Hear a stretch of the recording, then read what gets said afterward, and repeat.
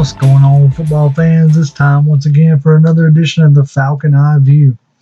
I'm your host, J.R. Clark, and today we're going to be talking about the topic of Devonta Freeman and his contract. So the question really lies with, Devonta Freeman has come out and said, through his camp and even through him that he wants to be paid elite money. So the question is he worth elite money?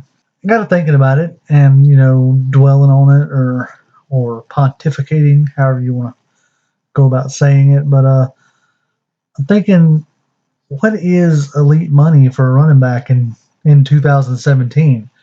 The league itself has, in a way, devalued the position of running backs. Kind of started with, Doug Martin and Alfred Morris being picked up in the late rounds of the draft and finding success, So that kind of had front offices going well. If we could pick up guys in the late rounds of the draft, do we really need to pay them big money? The contracts, the days of Adrian Peterson style contracts and, Steven Jackson in his prime and hasn't really been seen much anymore, I guess is what I'm trying to say. The league, without coming out and saying it, has said, well, there's a bunch of running backs, we can make anybody work. But then you have the cases of, Ezekiel Elliott coming into the league last year and showing that, first round talent running backs are still out there. Jacksonville hopes they picked up one this year with Leonard Fournette. So, but the case of our Devonta Freeman, he got picked up in the fourth round. His 2014 season was kind of, forgettable under Mike Smith. They were still running Steven Jackson well more than they should have. Didn't give Devonta Freeman the touches and the carries that he needed. You still had Jaquiz Rogers, and Devonta Freeman kind of spelled the end of Jaquiz Rogers in Atlanta, but still with the regime that we had, they were still running Jaquiz, which was fine. So when I really thought about this topic, I really wanted to focus on the past 2 years with Dan Quinn. Because, he's our head coach and he's the one that's going to be making the decision, per se, if he's worth re-signing or not. I know Dimitroff is going to, work out the contract details and so on and so forth, but it's really going to be Dan Quinn who says, yeah, let's go ahead and re-sign this guy. Let's keep this guy on our team. So the closest guy that I could compare him to in the league really is LaShawn McCoy. As far as maybe not necessarily the same type of running style, but similar running styles, more elusive than fast, more apt to make a guy miss than blow right past him. So I got looking at LaShawn McCoy's numbers from his time with the Buffalo Bills and the contract that he signed, more importantly. So LaShawn McCoy signed a 5-year, $40 million contract with the Bills, including a $13 million signing bonus and $18.2 million guaranteed.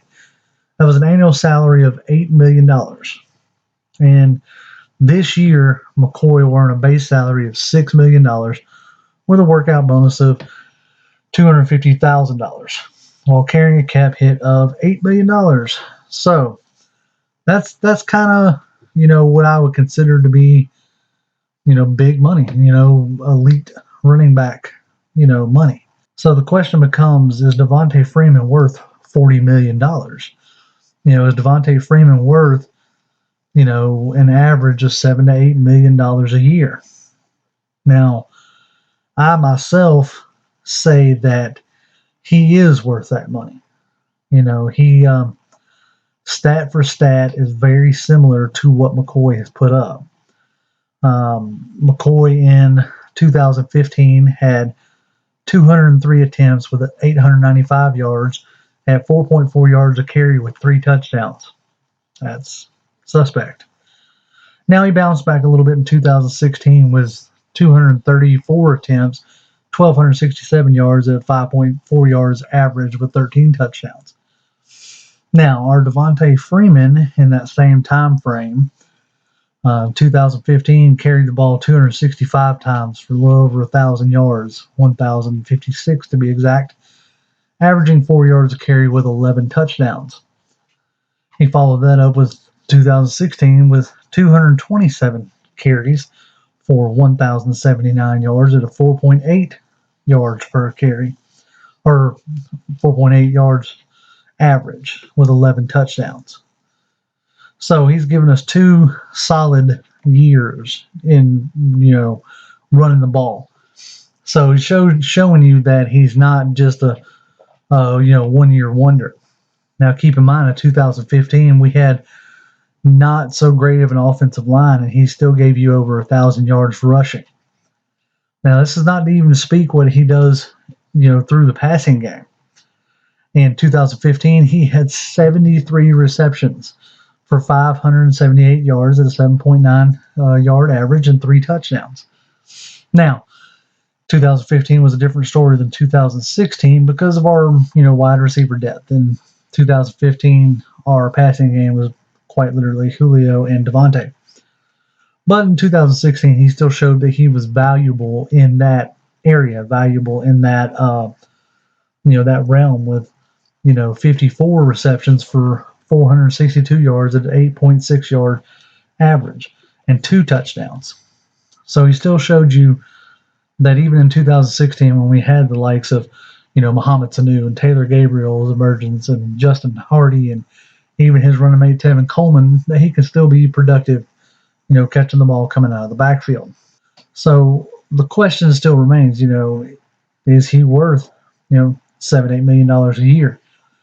Well, my opinion that he is, because it's not just the production on the field that he brings, but it's that attitude that he brings. It's that style of person that he is that to me makes it worth it, makes it even more worth it.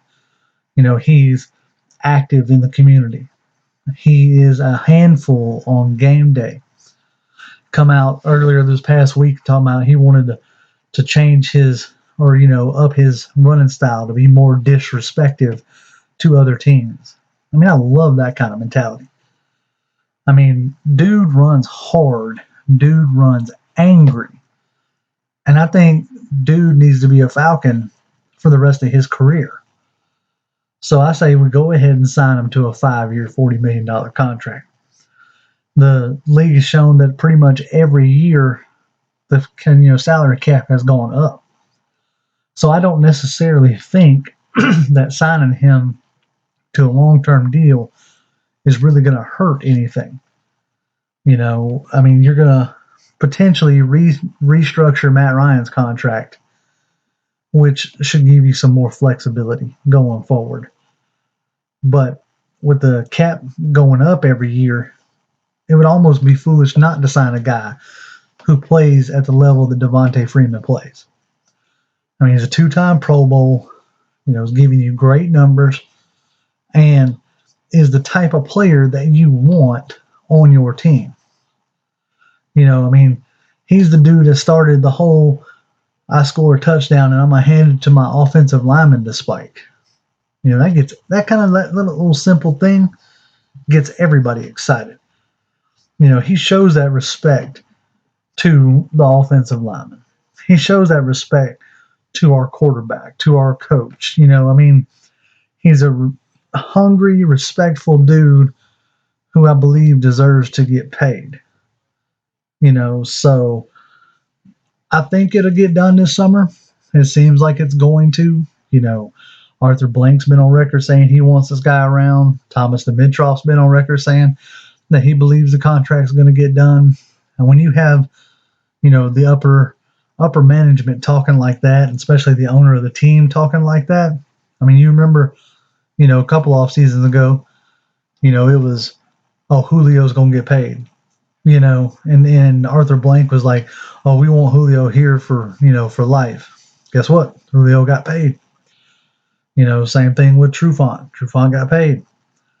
So I seriously think that, that they are going to, give Devonta the contract that he's seeking, that elite money contract.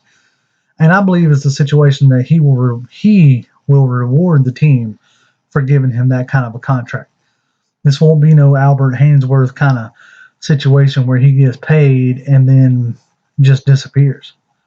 You know, he's not out looking to fleece the team. He's just out looking to get paid and looking to get the money that he feels like he deserves. And I ain't got no problem with that. I ain't got no problem with anybody getting, wanting the money that they feel like they deserve. Now the question is going to bring up is what's that going to do to, Tevin Coleman in a couple years when his rookie contract's up? I mean, if they keep the pace they're going and they don't show really any signs of slowing down as of yet, are you going to be able to pay them both? Or are you going to get into, that Carolina Panthers-esque situation from a few years back where they had hefty contracts with, Jonathan Stewart and D'Angelo Williams. So, I mean, I guess that's for a later time and date. That's for a future discussion.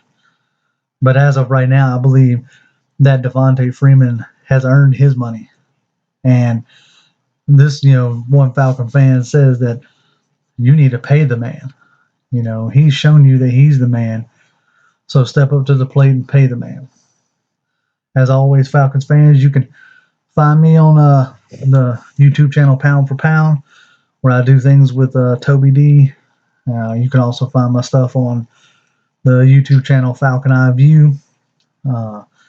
Also, always keep an eye out for the podcast that we periodically do. Me and Toby get together and hash out some things. I believe we'll be doing another one sometime, probably after OTAs. But keep an eye on the channels for that. And you can also find the previous podcast on iTunes. All you have to do is search Pound for Pound, and you should be able to find that. So, as always, Falcons fans, rise up.